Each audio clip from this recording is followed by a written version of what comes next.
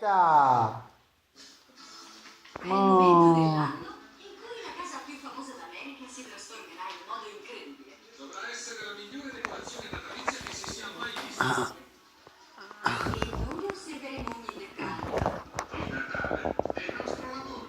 Ci sarà tanta magia. Ta-da! E tante sorprese come mai prima d'ora. Avremo accesso completo ed esclusivo per i luoghi che non avete mai visto. Sono Genevieve Corner e state per assistere alla più bella opera di decorazione natalizia mai vista. La casa è da mozzare il piatto. Ecco i treni! La casa E quelli! Hai fatto, Stefano? Sei riuscito? Vieni, vieni. No, non mi sono data avanti, non può capitare. come si deve. Quando Quando era si me? tratta di decorare la casa bianca per le festività, nessuna stanza, corridoio o angolino viene dimenticato. La Blue Room ovale è praticamente il centro del piano. Tu devi di qua, Luca. Questa è famosa per E ospitare nella faccia che fa di qua, giralo. Quest'anno abbiamo scelto un albero speciale che si chiama Abete Bianco. L'albero è Qual è questo. male? Non ce l'ha. Che bello! E poi per la prima volta nella storia succede questo.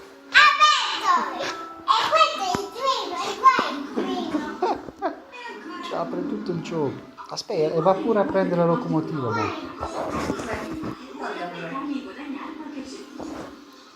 Bel lavoro ragazzi! Albero è dentro! Guarda, che bell'albero.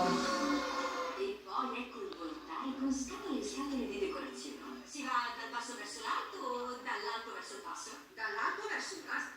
Meraviglioso!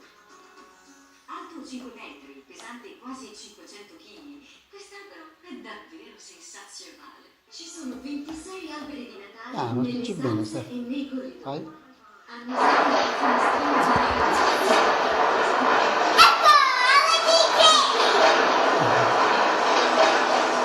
Fai ok Stefano, ok alla telecamera. Luca.